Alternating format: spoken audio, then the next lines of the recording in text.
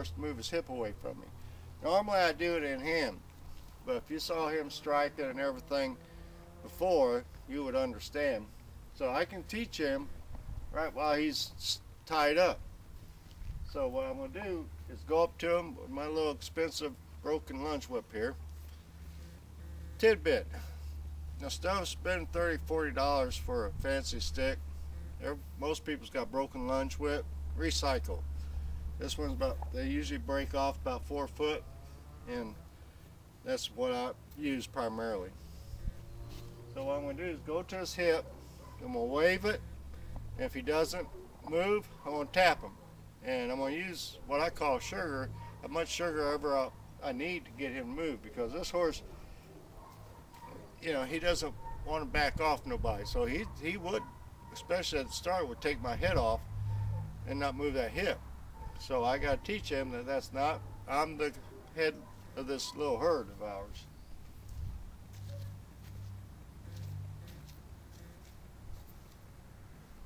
So like I said, I wave, I keep waving, 1, 2, 3, he's not moving, so 1, 2, 3, 1, 2, 3, there. No, it's 1, 2, 3. And I say, usually when I say, please, pretty please, sugar. Sugar is when I tap him. Come back, say please. That time I said please, he moved that hip. So we say please, moves that hip. Now even if he picked up a foot and moved, I would reward him. And not necessarily really move that hip. As long as he's giving me something, I'm going to give him something back in return. Right there, please, pretty please.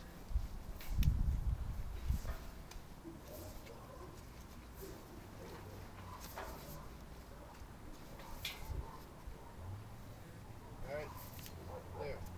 Now that time I gave him a little bit more of a chance. You know, there's no set rules in horse training. Right there I gave him a chance, because I could see he was processing all that while I was waving that, and he was, that shaking of his head, that was his way of should he give in or not. So with him dancing around a little bit, now if he moved that hip to me, I would have tapped him after I waved it, but he never moved that hip to me. He was sitting there going back and forth trying to decide if he wanted to do it or not. So I gave him a chance. Always be willing to bend.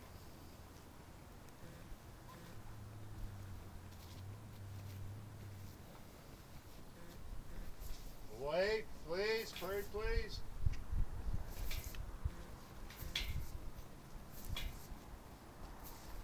There.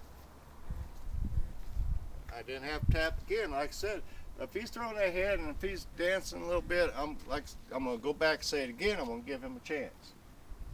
Now I'll move to the other side of the hip.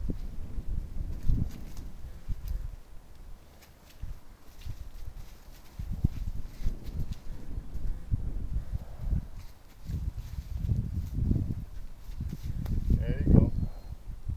Now that time I was just able to wave and he moved it.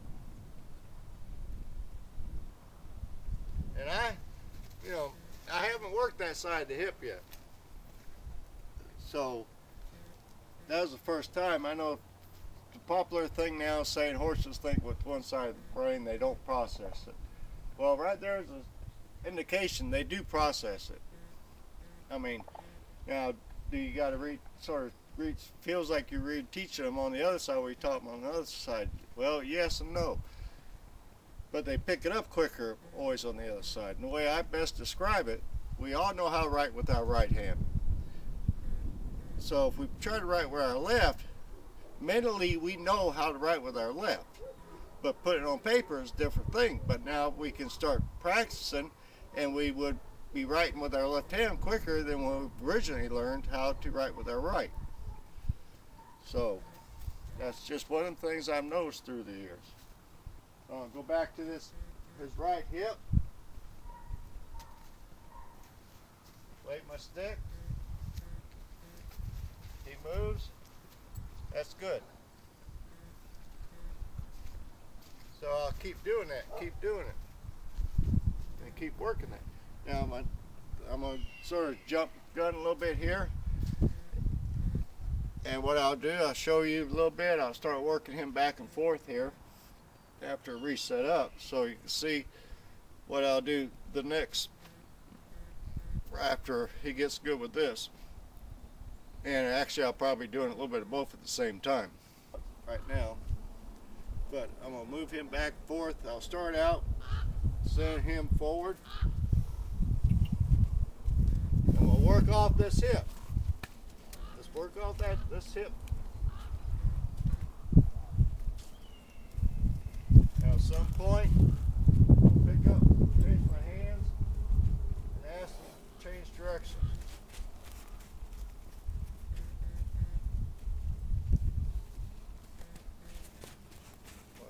Switch hands, pick up my stick, change directions. This is where I'm going to start building up more trust in him. Good boy. See, I did this with him before, but everything I've done with him has led to this point.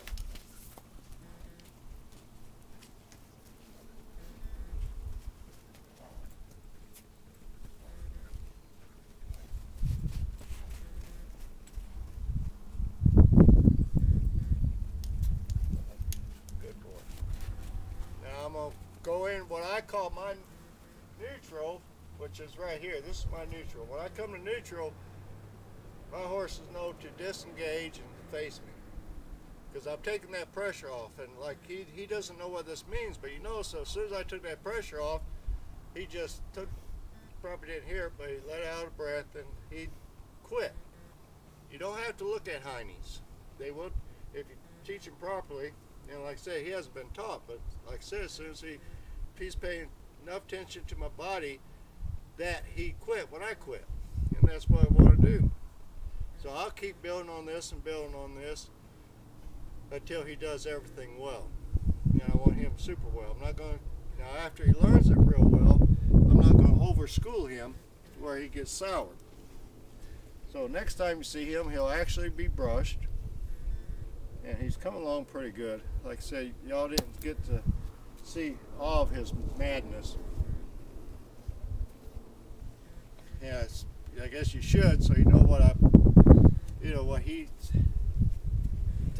hopefully you wouldn't create a horse like this, because it was pretty much the last person who tried to work with him, tried to do it with the treats. He got real aggressive and they backed off of him. They found out the treats didn't work. Imagine that, because they're trying to get to his brain through his belly, which is, I haven't figured that one out yet. And I get more flack with that one than anything else. So he's coming around real good.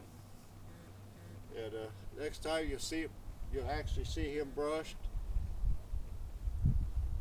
And he's starting to relax more. He'll start picking up weight now because he's starting to relax more. So everybody out there, have a good holiday, and be true to the horse, they be true to you, and take care. Yeah, we'll try that again, buddy.